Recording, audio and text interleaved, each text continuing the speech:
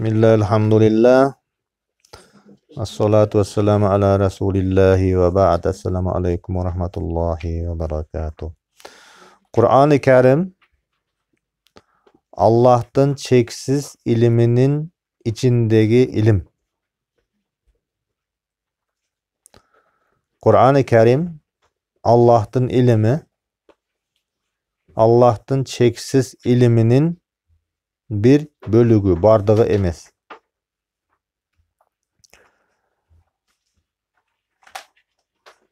Allah subhanahu ve taala Kur'an'da akır zaman paygamberi Muhammed sallallahu aleyhi ve sellem'ga Cibril periştesi arkalı 23 yıl aralığında bölüp düşürgen. Kur'an-ı Kerim uşunday kitap.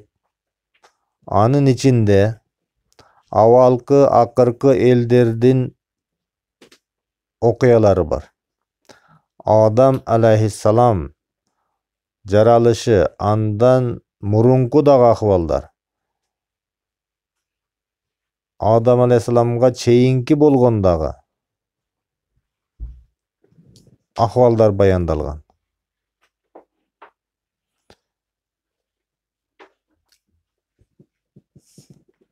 Avalkı akırkı ellerden bayandары, asmandar jana жердин жаралышынын окуялары, adaldардын, aramdardын баяндары, адеп ахлак негиздери, ibadattardын, өкүмдөрдүн, жеке, үй бүлөлүк, коомдук жана эл аралык мамилелердин, пайгамбарлардын жана башка салих пенделердин, бейиш менен тозоктун, жана ким бейишке кирет, ким тозокко түшөт, кандай амалдар менен адам бейишке түшөт, кандай амалдар менен тозокко түшөт, ушулардын бардыгынын жана башка бул жерде саналбаган нерселердин дагы баяндары бар. Деги эле Кур'анда бардык нерсенин баяны бар. Bunun dalili Allah'ın sözü Nahl suresinde 89. ayatta Allah subhanahu ve ta'ala aytkan وَنَزَّلْنَا عَلَيْكَ الْكِتَابَ تِبْيَانًا لِكُلِّ شَيْءٍ. O Muhammed, biz sağa bardık nersenin bayanı kamtılgan Kur'an'da düşürdük dedi. Bardık nersenin bayanı bar, je bolboso oşogo işaretler bar.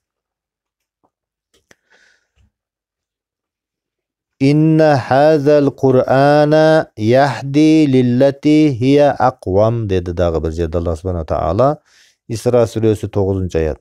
Bul Kur'an elderdi en tuğra jolgo baştayt. Eger musulmandar tuğra jolgo түшүүнү кааласа, тынч жашоону жашашты кааласа, бай бардар жашоону кааласа, Куранды бекем кармашы керек. Allah subhanahu taala өзү буга күбө болуп атат. Inna hazal Qur'ana yahdi lillati hiya aqwam. Эң туğra жолго Куран гана баштайт.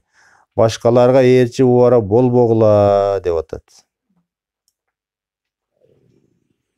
Musulman mamleketlerinin akılmandары Kur'an'dan algıla деп атат. Mıyzam жазганда da Kur'an'dan algıla. Norvegiyanın, Fransiyanın konstitusiyasını köçürüp жазып albagıla деп атат. Kur'an-ı Kerim Allah'ın ilminin bardığı emes. Bunun dalili Peygamber sallallahu aleyhi ve sellem dualarının birinde mınday dua kılgan. Allahümme inni abduka ibnu abdika.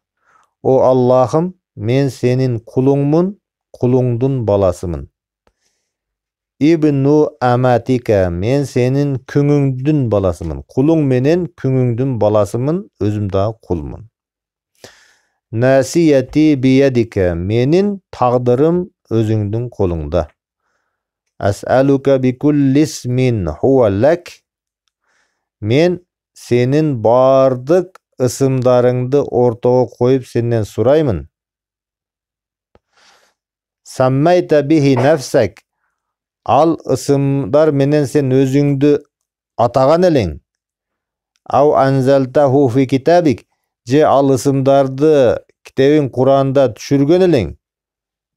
Huvallahu'l-lezî dep, Allah ar-Rahman ar-Rahim dep kitabıda düşürgen ele 99 ısımdı. Au allamtahu ahadan min halqik, je özüңdün halklarыңдын arasından paygambarlarga bildirgen eleň al ısımdarыңды. Au je bolbosa ista'sarta bihi fi ilmil gaybi indak, eç kimge üýretbeseň dagı özüңdün kayıp ilimiňde saktap koygon eleň dep atat. Allah'tın ısımdары üýretkeni bar, üýretbegeni bar, jana özünün kayıp iliminde saktap, eç kimge üýretbesden saktap koygondoru bar, ilimi dagı oşonday, ısımı dagı oşonday. Düşünüňermi? Oşulardı ortağa koyup, Allah'tın ısımın ortağa koyup, Paygambarыбыз emneni surap atat Allah'dan? Antaj'alal Kur'ana rabi'a qalbi. Kur'an'dı menin jüregimdün jazı kıldı atat. Wa nura sadri, kökregimdün nuru kıldı atat. Wa jala'a huzni, menin kaygımdın ketiriwçisi kıldı atat. Wa zahaba hammi wa gammi, meni kaygımdın kaygı kapamdı ketiriwçi kıldı atat. Jala'a huzni, jala degeni bir nersenin, incela degeni bir nersenin nurdun taralışı bar go, nurdun taralışı. Oşo nur, huzun degeni bu kapaçılık, eger karangıçılık bolsa, nur kelgende karangılığın ne bolat?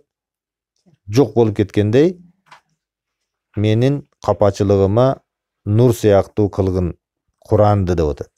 Mına uşul Paygambar sallallahu aleyhi ve sellem'din duasından biz emneni payda alabız? Allah'tın ısımdары eç kimge üýretbegen ısımı bar bolgondoy, eç kimge üýretbegen ilimi dagı Allah subhanahu wa ta'ala'nın bar. Anan özünün iliminen bolgon Kur'an'dı bizdin jüregibizden jazı kıldı atat. Jürek degen nerse, Araplar bunu kalb deydi. Kalb degeni mınday tönkörülүү degeni kalb. Kalb. Mınday turgan nerse tönkörülüp turat. Tönkörülüştü kalaba deydi Araplar. Kalb degeni tönkörülüp turuuçu degeni. Paygambar sallallahu aleyhi ve sellem özünün bir hadisinde adamdın jüregi жалбырак сыяктуу дейт. Илинип турат го жалбырак, Шамал болсо бул жагы мындай оодарылып калат. Бул жагы оодарылып калат го. Ошол сыяктуу адамдын калбы дейт. Ошон үчүн төңкөрүлүп, калбыңыз, жүрөгүңүз төңкөрүлүп турганда, бунда адамдын не болот? Адамда капачылык болот.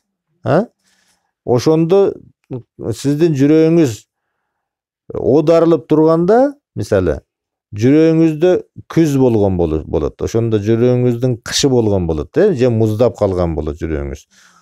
Ошондо эмне кылыш керек экен? Кур'ан окуш керек экен. Кур'ан окуш керек экен. Кур'ан окусаңыз, ошондо сиздин жүрөгүңүзгө жаз келет. Кур'анды менин жүрөгүмдүн жазы кылды атат. Көкүрөк, адамдын көкүрөгүн караңгы басып калган болсо, аны жарык кылыш үчүн дагы Kur'an okuş gerek. Peygamber sallallahu aleyhi ve sellem жүрөгүмдүн нуру кылды атат. Huzun, kapачылык, кайгы басса дагы жүрөктү, аны кетириш үчүн эмне кылыш керек болуп атат? Kur'an окуш керек болуп атат. Allah subhanahu ta'ala'nın iliminin şarapatı ушундай. Эми Kur'andын içindegi dagы bir alkak, al sünnet alkagı menен tanışabız. Sünnet alkagı, sünnet emne? Sünnet Allah Taala Peygamberimiz Muhammed sallallahu aleyhi ve sellem'ga Kur'an'a koşumça iretinde üretken ilimdir. Kur'an'dı da üretken, Kur'an'a koşumça dağı üretken.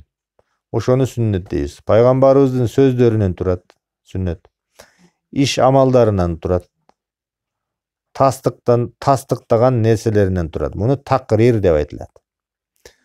Misali, bir sahaba bir işti jasap jatkan bolsa, Peygamberimiz аны körgön bolsa, unçukpay koygon bolsa, oşol nerse takrir dep aytılат. Peygamber sallallahu aleyhi ve sellem körüp turup unçukpady. Demek bul ruhsat eken degen nerse. Bir söz de aytsa aytabı, bir amalды kalabı, Peygamber sallallahu aleyhi ve sellem karap oturup, oşoga unçukpay koysa, oşol nerse sünnet bolup kalat. Takrir dep aytılат buna. Jana başka sıfattары. Peygamber sallallahu aleyhi ve sellem aytkan: "Ala inni utitul Qur'ana ve mislahu ma'ah." Ukkula degen. Maga Kur'an berildi, dağı Kur'an'a koşumça, oşonça Kur'ança ilim berildi degen. Bul sünnet. Kur'an berildi, Kur'an'a koşumça dağı oşonça ilim berildi deydi.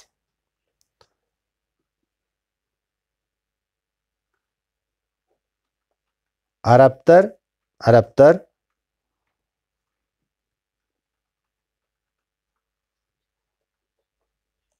artından erçigen nerseni tabi edeşet.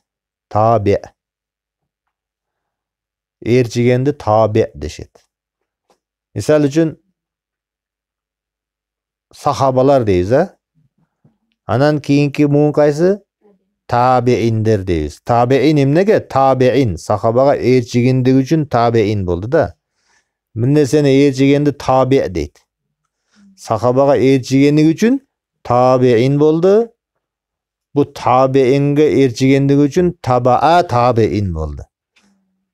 Sahabaga erçigendir, sahabaga erçigenderdi erçigenler. Uşul misaldan biz tabi degen sözde alabız. Tabi degen emne eken? Erçigen eken. Munobu sizler karap turgan alkakты karasaңар. Her bir kiçine alkak özünün çoң alkakka tabi bolat. Düşünüyor? Tabi bolat. Moyun sunat, erçiyt. Andan aldığı ozup ketpeydi. Muna 4 mazhab turabı, 4 mazhab, 4 alkak turabı. Al oşol ahli sünne alkagına ahli sünnega tabi bolat. Moyun sunat. Ahli sünne alkagı sünnetke tabi bolat. Erçiyt. Sünnet Kur'an'a tabi bolat. Kur'an Allah'ın ilmine tabi bolat. Düşünüyor? Tabi degen ne eken? Erçigen moyun sungan adam deydi. Moyun sungandı erçigende tabi deydi. Adamga çektirilbeydi. Sünnet Peygamber sallallahu aleyhi ve sellem'ga berildi, birok Kur'an'a tabi kılıp berildi. Düşünüyor mu? Emneni aytkan bolsa Peygamber sallallahu aleyhi ve sellem Kur'an'a tabi bolat, Kur'an'a muvafık bolat, dal kelet, Kur'an'a tabi bolat. Oşol nerse sünnet.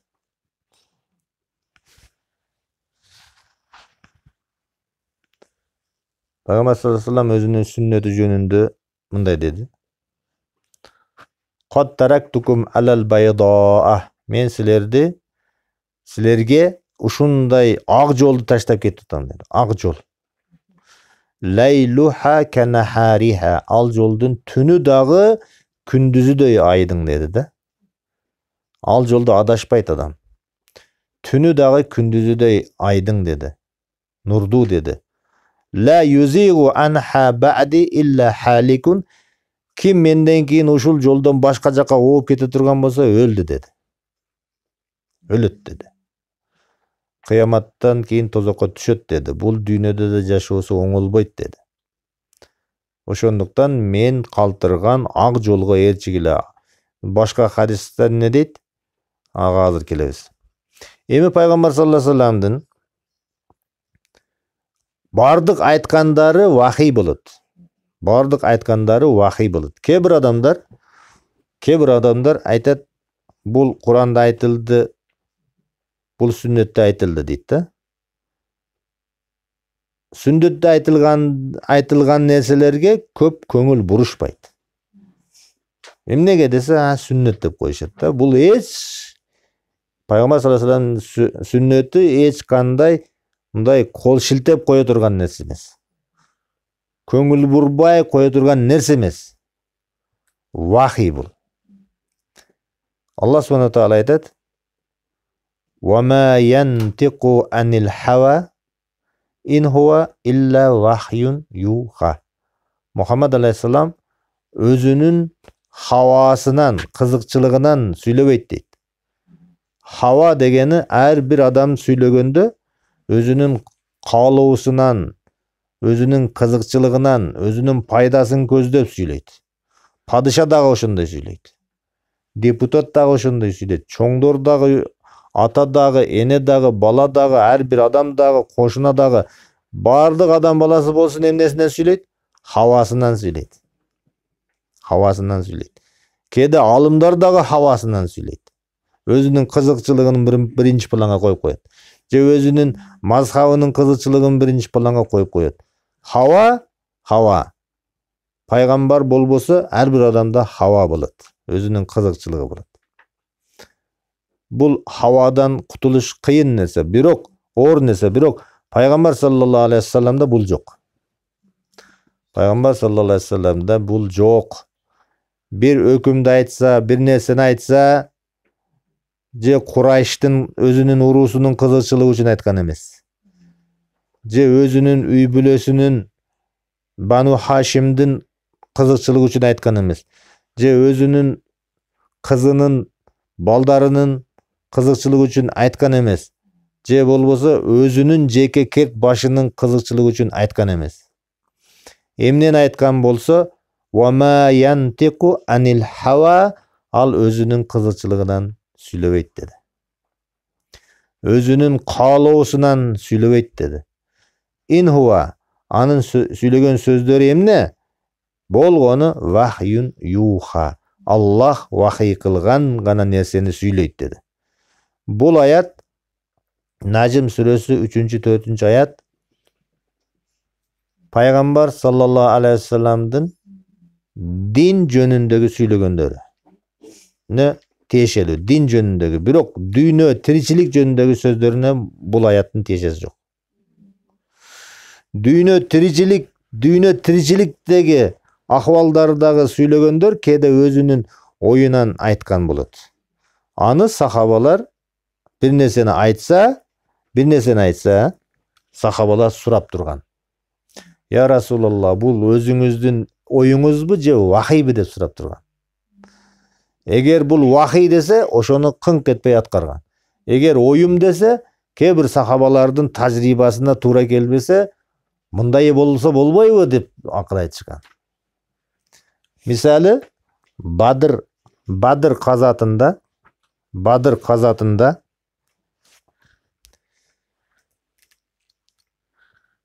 аскерлерин ээрчитип бир гарнизон эме кылыш керек да. Гарнизонду билесиңерби? Аскерлерди чогулуп бир позиция кармап турган жери гарнизон деп айтат. Ошо гарнизонду тандаш үчүн Бадырда ээрчитип бир жерге түшөт Пайгамбар саллаллаху алейхи вассалам. Мына ушул жерди дейт, биз муаскара кылабыз, гарнизон кылабыз дейт. Ал жер кандай жер эле? Ал жер селкана эле. Селкананы билесиңерби? Селкана дегени мындай ар жактан суу агып келип туруп чогулган жер болгон да. Чуңкур жер болгон. Ушул жерге түшөбүз дегенде сахабалардан бирөөсү согуш көргөн адам болгон. Анан "Я Расулалла, бул жерге түшөбүз деп айттыңыз, бул сизге вахийби же өзүңүздүн оюңузбу?" деди да. Дегенде мен өзүмдүн ижтихадым деди, өзүм ушул жерге ылайык көрдүм десе, жанагы сахаба айтат: "Я Расулалла, бул жерде дейт, эгер эртең согуш күнү жамгыр жаап кое турган болсо дейт, жери дагы өзү чөлдө кум болуш керек. Жери дагы жанагы селкана болгондугу үчүн жанагы топурактар уюп калган жер болгон да. Жери дагы ошондой жер. Анан айтат, эгер дейт согуш күнү жамгыр жаап калса, суулар агып келет, Анан бутубуздун асты чыла болот, баткак болот. Анан биз бутубузду көтөрөбүзбү же душман менен согушабызбы дегендей сөздү айтат да. Ошого батып калабыз. Десе пайгамбар саллаллаху алейхи вассалам сен туура айттың деп башка жерге көчөт анан. Башка суу токтобой турган жерге көчөт. Рас эле ошол күндөрү жаан болот. Бул мусулмандарга пайда келтирет. Демек, бул эмне эле? Турмуш тиричиликтеги окуялар эле. Ошол сыяктуу окуяларда сахабалар сурайт эле. Я Расулалла, бул өзүңүздүн оюңузбу же вахийби десе, бул вахий. Бирок шарият жөнүндө, бир нерсе дин жөнүндө, ибадат жөнүндө айтса сурабайт эле. Себеби ибадат жөнүндөгү ар бир сөз эмне болот? Вахий болот. Абдуллах ибн Мактум деген кишинин окуясы дагы пайгамбар саллаллаху алейхи вассаламдын өзүнүн ою менен болгон окуя. Абаса ва тавалла ан жаахул ама. Абаса сүрөсүндө бул сүрөнүн түшүшүнүн себеби, сабабы нузул дейт. Пайгамбар саллаллаху алейхи вассалам Макка доорунда өзүнүн ижтихады менен канткенде мен исламды элдерге көбүрөөк таратамын, элдерге көбүрөөк сиңсин ушул мен алып келген дин деген өзү ижтихад кылат дагы бир жерге Курайштын каймактары чогулган болот. Элитасы чогулган болот да. Байы бар, анын ичинде башкасы бар, саясатчысы бар, кыскасы элдин төрөлөрү ошол жерге чогулган болот. Пайгамбар саллаллаху алейхи вассалам ойлойт, эгер ушул элдин алдыңкы кишилерин мен тартып алсам исламга, булардын аркасындагылар дагы исламга кирип кетсе, жакшы бир дааваттын натыйжасы болот эле деген ойлоп, бир чатырда ошолорго исламды айтып берип атканда, тышкарыдан Абдуллах ибн Мактум деген бир көзү сокур киши Я Расулалла деп добуш салып калат. Бир маселе сурап калат да. Пайгамбар саллаллаху алейхи вассалам өзүнүн ою боюнча берки немелерди бир сокурга жооп бергенден көрө, берки байлардын көңүлүн алып турган жакшы. Ушулар динге келип калса, булардын аркасынан көпчүлүк динге келип калат деп туруп, байларга көңүл бурат дагы, сокурга көңүл бурбай коет. Ушул ишин ката экенин Аллах субхана таала билдирип, Абаса ва тавалла деген аятты түшүрөт. Абаса ва тавалла, маңдайын тырыштырды, тескери карап алды, анжа ахул ама, сокур киши келгенде деп аят түшүрүп, пайгамбарынын ушул ишин тууралайт. Демек, дин иштеринде ката кылган болсо, динге тиешелүү иштерде ката кылган болсо, ошол замат Аллах субхана таала оңдоп коет. Дүйнө иштеринде дагы кээ бир жерде туура эмес пикир болгон болсо, аны сахабалары өзүнүн пикирин айтат. Бирок жалаң динге тиешелүү нерседе бардык сөздөрү эмне болот? Пайгамбар саллаллаху алейхи вассаламдын бардык сөзү вахий болот. Ага эч кандай каяша сөз айтылынбайт, дароо аткарылат. Мисал үчүн эркектерге тиешелүү сакал маселеси бар. Мисал үчүн да сакал маселеси бар. Бирөөлөр айтат, бул сүннөттө дешет. Бирок пайгамбар саллаллаху алейхи вассалам муну буйруганда, сакалыңарды толук коюп жибергиле деген. Бул буйрук болуп атат. Бул буйрук каяктан болуп атат? Пайгамбарыбыздын өзүнүн кызыкчылыгы болбой атат да. Аллахтан келген үчүн пайгамбар саллаллаху алейхи вассалам буйруп атат. Мына ушундай нерселерде көп хадистер бар, сүннөттөр бар. Кээ бир адамдар айтат, бул нерсени жасабай турган жакшы болот деп өздөрүнүн акылдарына салып коюшат. Өздөрүнүн ижтихаттарына салып коюшат. Көпчүлүк жанагы кийинки замандарда жаралган партиялар, дини саясий партиялар бар. Ошолор көбүнчө биз мисалы үчүн дейт, элге жагыныш үчүн дейт, ак көйнөк кийип, галстук тагып, костюм кийип, чыкыйып туруп, элге жага турган болуп туруп дейт, элге даават кылсак дейт, бизге көбүрөөк ээрчийт дейт. Бул ошол эле абаса ва тавалла кандай сабак болсо ошондой сабак болуш керек. Эми бул жерде костюм галстукка эч кандай неме жок. Сакалыбызды кырып алсак деген жери бар да, ошондой кийинип алып туруп, современный кийинип сакалыбызды кырып алсак дейт, бизге көбүрөөк адамдар ээрчийт дейт. А бирок вахийде эмне деп турат Пайгамбар саллаллаху алейхи вассалам? Сакал кой деп турат. Вахийде айтып турат, сакалыңарды өстүрүлөт. А булар өзүнүн ижтихады менен жанагында Пайгамбар саллаллаху алейхи вассалам чатырда ката кылгандай ката кылып атышат да. Биз ушундай кылсак, биз кандай кырынып, галстук тагып чыкып алсак дейт, эл бизге көбүрөөк ээрчийт дейт. Ошонусунун өзү адашуу. Ошол оюнун өзү адашуу. 10 жылдар болуп калды. 10 жылдар болуп калды. Эрте менен де анда немелер жок. Телефондор жок. Бардык үйдө телевизор тиктейт элдер. Анан жаңылыктарды көрүшөт. Эрте мененки жаңылыктарда Замана деген неме передача бар эле. Ошо Заманага артисттерди, белгилүү адамдарды чыгарып эрте менен. Ишке кетерден мурун мен дагы Замана көрүш немеси бар эле, адат бар эле. Бир жаңылык эмне болот экен деген. Телевизорду сайсам, бир белгилүү бир акын чыгып сүйлөп атат да. Замана студиясында передачасында сүйлөп атат. Таңкы Заманада.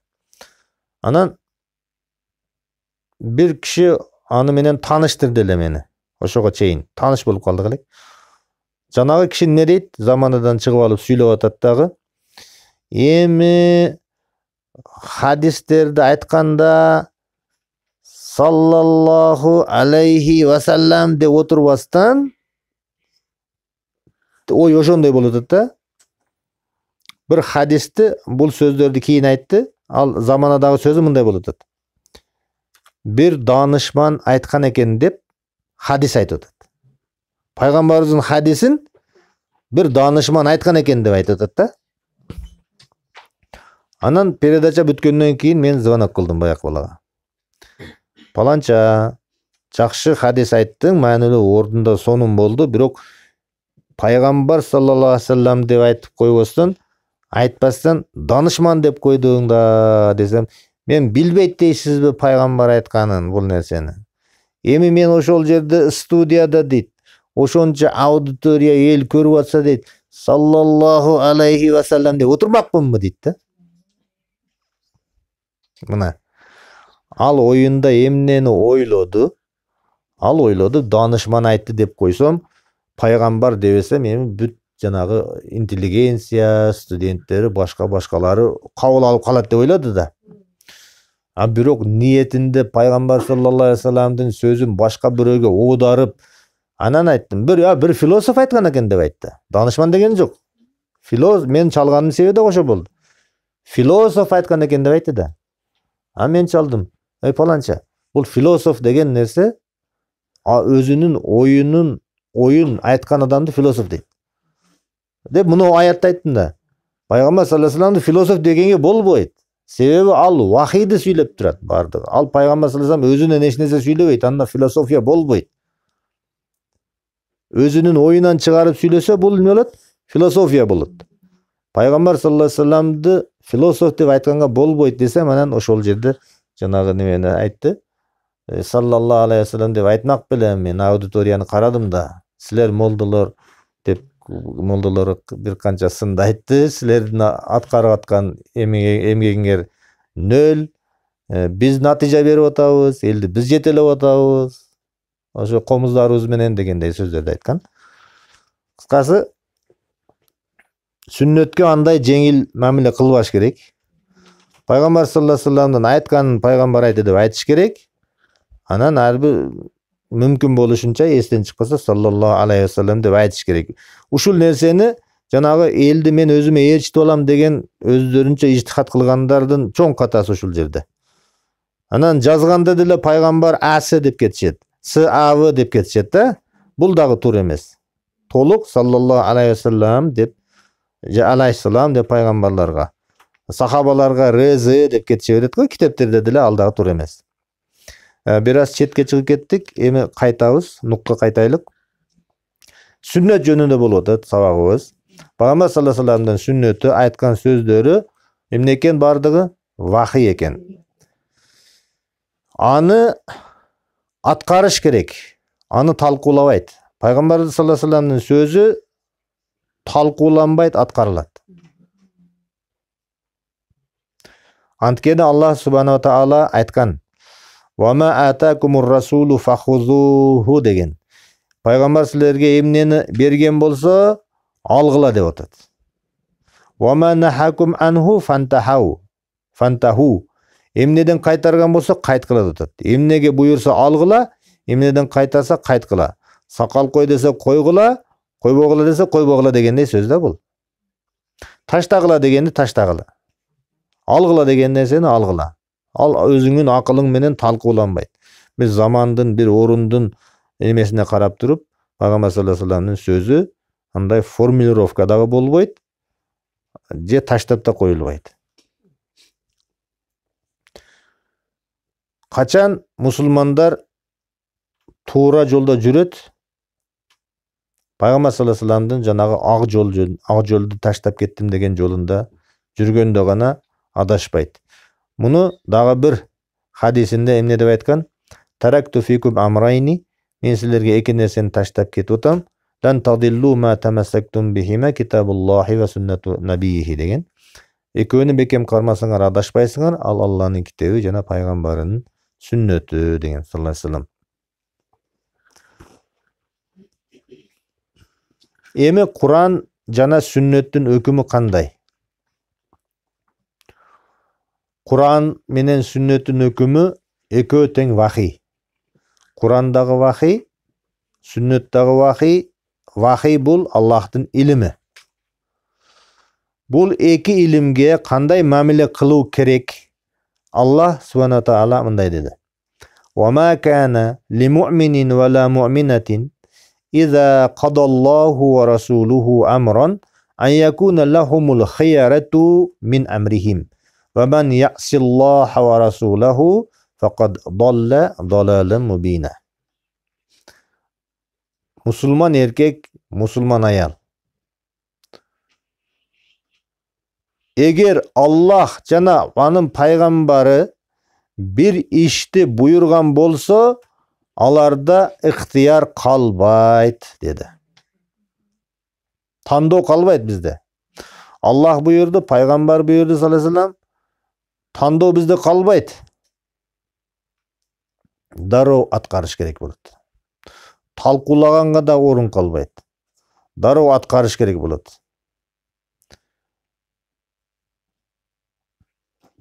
Ким андай жасабаса, ким талкууласа, өзүнө ылайыктаса, же жасабай койсо, бул исиян болот, Аллахка күнөө болот. Ва ман яъсиллаха ва расулаху, ким Аллах жана пайгамбарга күнөөкөр кылган болсо, исиян кылган болсо, фақат далла далалан мубина, анык адашып кетет ал киши. Анык адашып кетиптир деп айтат. Аллах Таала Куранда сөзсүз боло турган нерсени өткөн чак менен айтып коет. Өткөн чак менен. Бул жерде дагы далла адашып кетти. Жогоруда ушундай кылса деп айткандан кийин сөздүн аягы мындай болот деп айтыш керек эле. Адашып кетет деп айтыш керек эле. Бирок адашып кетти деп айтып коет. Далла. Бул дегени сөзсүз адашып кетет деген сөз. Анан кайта мубина, анык адашып кетет деп атат. Ахзаб сүрөсү 36-аят. Демек, Аллах субхана ва таала Куранда эмнени айткан болсо, Пайгамбар саллаллаху алейхи вассалам сүннөтүн эмнени айткан болсо, биздин милдетибиз эмне экен? Аткаруу. Бизде ыктыяр жок. Тандоого да, талкууга да ыктыяр жок. Эми мусулмандар ошондо деле Алланын айтканын жасап атам, пайгамбардын айтканын жасап атам десе деле, ортосунда талаш тартыштар чыга берет кээ бир маселелерде. Анда эмне кылыш керек? Мунда дагы Аллах Таала айтат: "Фа ин таназа'тум фи шейин", бир нерсе жөнүндө талашып калсаңар бир маселеде, "Фаруддуху илаллахи ва расул", анын жообун Аллахка жана пайгамбарга кайтаргыла, же Курандан издегиле, же сүннөттөн издегиле дейт. Эми бир маселе чыгып калды. Anın жообун Курандан бирөө көргөзүп берди, мындай экен жообу деп. Же пайгамбар саллаллаху алейхи вассаламдын сүннөтүнөн жооп табылды. Ошону жасабай койсо эмне болот? Ага кийинки аятта жооп бар. Ниса сүрөсү 65-те. Аллах Таала айтат: "Фала ва раббик". Аллага ант. О Мухаммад дейт, Раббиңе ант дейт.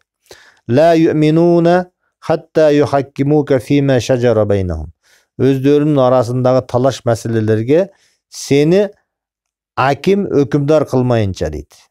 Сени сот кылмайынча талаш маселесине. Алар ыймандуу болушпайт дейт. Ыйманга шарт кылып коет. Bir маселеде талаш чыгып калса, Аллахтын китебинен же пайгамбар саллаллаху алейхи вассаламдын сүннөтүнөн издеп табыш керек.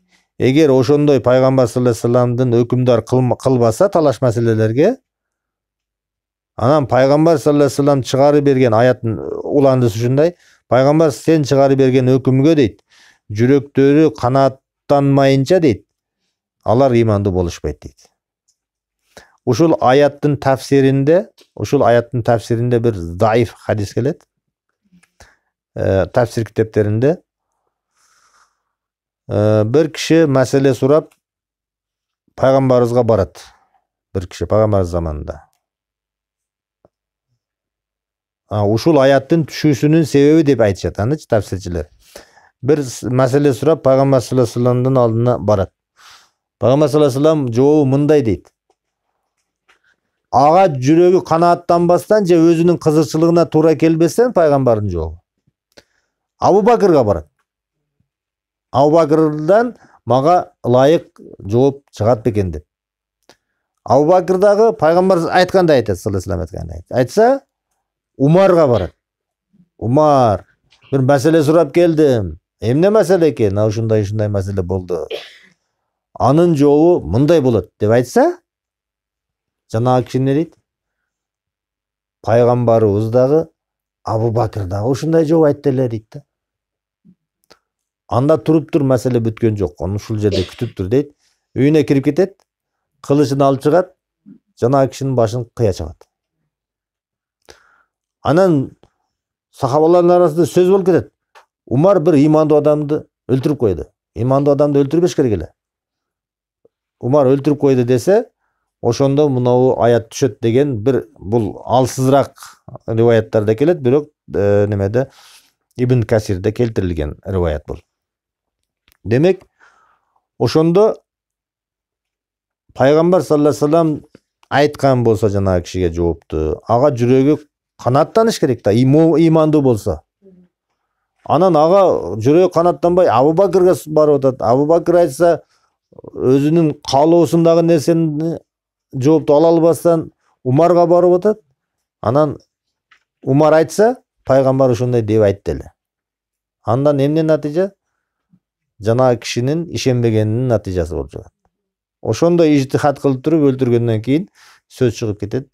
Анан ошол окуянын негизинде мына аят түшкөн деген дагы бир бул алсызыраак бир риваят.